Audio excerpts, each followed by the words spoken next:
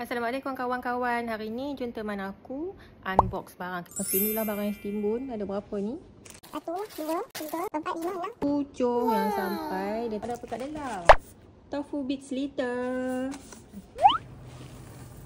Okey, next ialah benda ni. Ni ialah pam untuk buat kolam.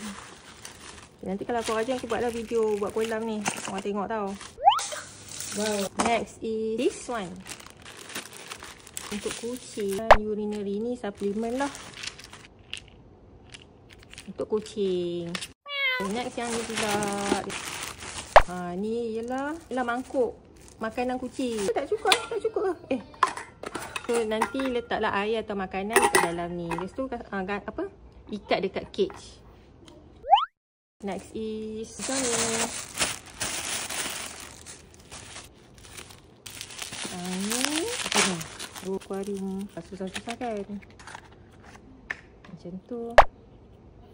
Dia ada macam berus. Satu letak dalam, satu letak luar macam tu. Lepas tu cucilah. Fish feeder. So kita letak ni dalam akuarium. Makanan dia tak adalah berterabur.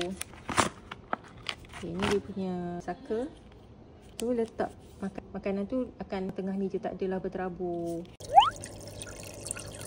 Okay, next is this. Orang ke untuk haiwan? Tada. Ni ialah nak cuci akuarium lah. Nak tukar air. Susah juga lah nak kata kecil tu. Ni apa? Nak buat bubble guna USB.